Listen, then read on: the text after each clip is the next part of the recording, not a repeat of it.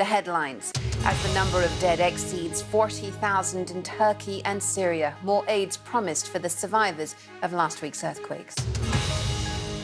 And so that UN aid can be delivered to Syria, 2 more border crossings have now been approved for use. NATO members meet to discuss more weapons for Ukraine, with concerns Kyiv is using them faster than they can be supplied.